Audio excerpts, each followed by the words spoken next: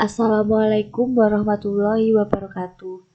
Nama saya Nabila Maidia Azhar, NIM 2017 1017 0311 390. Saya akan menjelaskan mengenai penyusutan fiskal dan amortisasi fiskal.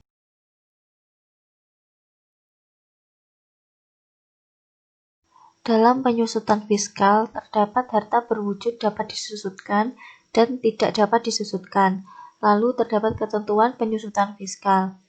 Penyusutan fiskal itu sendiri merupakan penyusutan berdasarkan ketentuan Undang-Undang Pajak Penghasilan.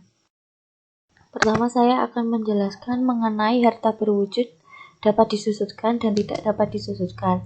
Pada pasal 11, penyusutan atas pengeluaran untuk pembelian, penambahan, perbaikan atau perubahan harta berwujud yang dimiliki dan digunakan untuk mendapatkan, menagih dan memelihara pengalihan yang merupakan objek PPh tidak final. Semua jenis harta berwujud kecuali tanah yang berstatus hak guna bangunan, hak guna usaha, dan hak pakai pertama kali tidak dapat disusutkan. Biaya perpanjangan hak dapat diamortisasi. Pencatatan penyusutan aktiva tetap berdasarkan ketentuan dalam PSAK. Pembahasan selanjutnya yaitu ketentuan penyusutan fiskal.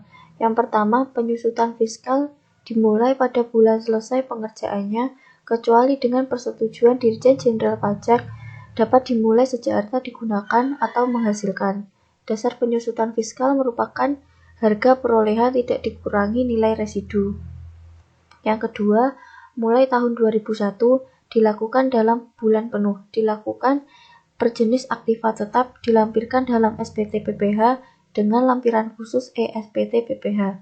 Penyusutan tahun 2009 dan seterusnya tidak ada perbedaan dengan penyusutan tahun 2001 sampai 2008. Yang ketiga, penyusutan fiskal harta berwujud kelompok bangunan hanya boleh dengan metode garis lurus.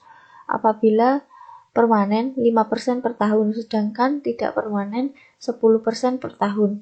Yang keempat, penyusunan fiskal harta berwujud bukan bangunan dengan metode garis lurus atau saldo menurun, wajib pajak hanya boleh memilih satu metode. Ketentuan selanjutnya yaitu penyusutan fiskal dengan metode saldo menurun. Pada akhir masa manfaat nilai buku fiskalnya disusutkan sekaligus. Selanjutnya metode dan tarif penyusutan. Terdapat kelompok harta bukan bangunan dikelompokkan menjadi 4, yaitu terdapat jenis harta berwujud yang termasuk dalam kelompok 1, 2, 3, dan 4. Yang pertama, di kelompok 1 dengan jenis usaha, transportasi, dan pergudangan. Hartanya berupa mobil taksi, bus, dan truk yang digunakan sebagai angkutan umum. Di kelompok kedua dengan jenis usaha, transportasi, dan pergudangan. Jenis hartanya berupa truk kerja untuk mengangkut dan bongkar muat. Di kelompok ketiga jenis usaha perkayuan dengan jenis harta mesin yang mengolah atau menghasilkan produk-produk kayu, barang dari jerami, dan bahan anyaman, lalu mesin dan peralatan penggergajian kayu. Di kelompok keempat dengan jenis usaha transportasi dan pergudangan. Jenis harta berupa lokomotif uap dan tender atas rel, lalu lokomotif listrik atas rel dijalankan dengan baterai atau dengan tenaga listrik dari sumber luar. Ketentuan selanjutnya yaitu kelompok harta bangunan dan bukan bangunan diatur berdasarkan peraturan menteri. Lalu pengalihan aktiva tetap dihitung keuntungan atau kerugian pengalihan harta apabila komersial, harga jual atau harga pasar dikurangi nilai buku akuntansi, sedangkan fiskal, harga jual atau harga pasar dikurangi nilai buku fiskal. Selanjutnya, penggantian asuransi dalam pasal 11 ayat 9 apabila hasil pengganti asuransi yang diterima jumlahnya baru dapat diketahui dengan pasti di masa kemudian, maka dengan persetujuan Dirjen Jenderal Pajak, jumlah kerugian atau nilai buku fiskal harta yang bersangkutan dilakukan sebagai beban pada waktu yang sama dengan penerimaan penggantian asuransi. Selanjutnya saya akan menjelaskan mengenai amortisasi fiskal. Amortisasi sendiri adalah prosedur pelunasan utang pada jangka waktu atau periode tertentu dan dilakukan bertahap. Pada pasal 11A Undang-Undang Republik Indonesia Nomor 10 Tahun 1994 tidak berubah pada Undang-Undang Republik Indonesia Nomor 17 Tahun 2000, dirubah pada Undang-Undang Nomor 36 Tahun 2008 menyatakan bahwa atas pengeluaran untuk memperoleh harta tak berwujud dan pengeluaran lainnya termasuk biaya perpanjangan, hak guna bangunan, hak guna usaha, dan hak pakai dan muhibah atau goodwill yang memiliki masa manfaat lebih dari 1 tahun yang dipergunakan untuk mendapatkan, menagih, dan memelihara penghasilan diamortisasi dengan periode garis lurus atau saldo menurun. Apabila diamortisasi dengan saldo menurun pada akhir masa manfaatnya, nilai sisa bukunya diamortisasi sekaligus.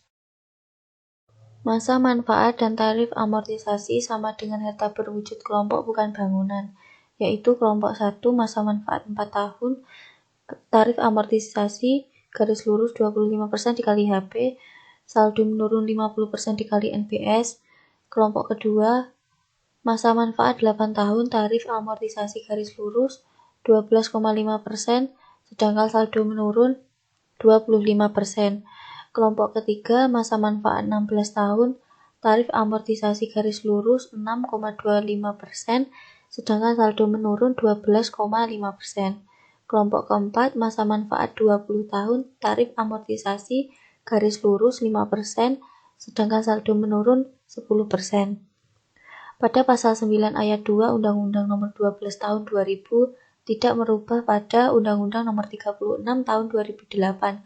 Pengeluaran untuk mendapatkan, menagih, dan memelihara penghasilan yang mempunyai masa manfaat lebih dari 1 tahun tidak dibolehkan untuk dibebankan sekaligus, melainkan dibebankan melalui penyusutan atau amortisasi sebagaimana dimaksud dalam pasal 11 atau 11A.